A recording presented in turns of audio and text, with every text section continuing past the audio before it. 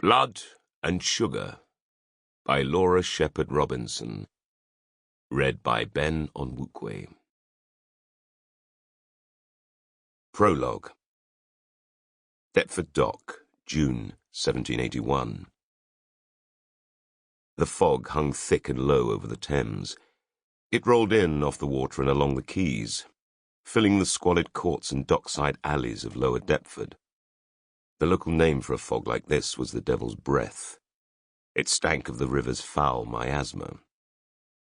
Now and then the fog lifted, and Nathaniel Grimshaw caught a glimpse of the Guineamen anchored out on Deptford Reach, spectral lines of mast and rigging against the dawn sky.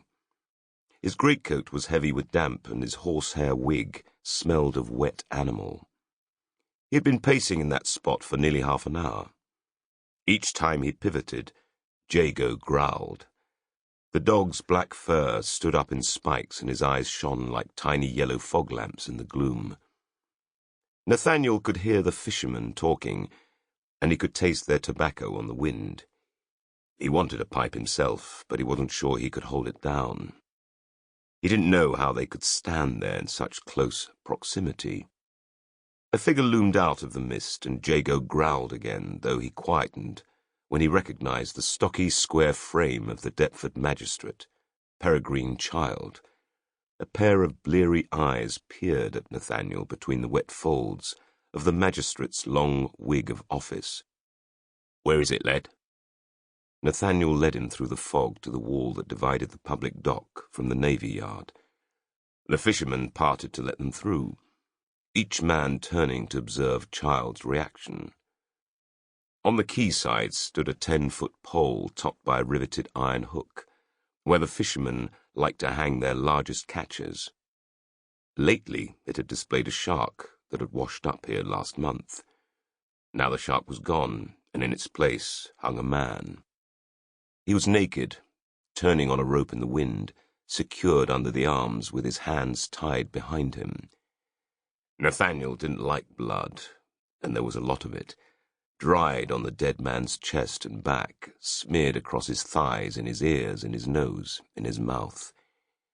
He had seen murdered men before, washed up on the mud flats or dumped in the dockside alleys where he worked as a night watchman. None of them had prepared him for this. This one was more than a corpse. He was a spectacle, like the boneless man at the Greenwich Fair. Steeling himself, he studied the man again. He was about 30 years of age, very thin, with long black hair. His eyes wide open, staring accusingly. His lips were pulled back in a frozen rictus, white skin stretched taut over angled cheekbones. Beneath the first mouth was a second, a gaping scarlet maw where the throat had been slashed. Child stepped forward, his face inches from the body. Jesu.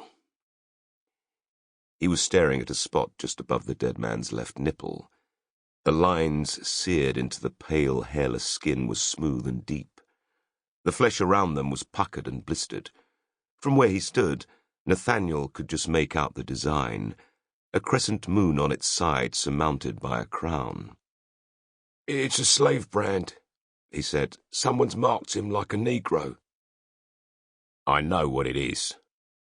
Child stepped back, still staring at the body. Jago's growling rose in pitch, and Nathaniel made soothing noises, though his heart was in full sympathy with his dog. "You recognise him, don't you, sir? It's that gentleman, Thomas Valentine. You met him, didn't you, sir, before?" "I met him." Child's abrupt tone discouraged further discussion upon this point.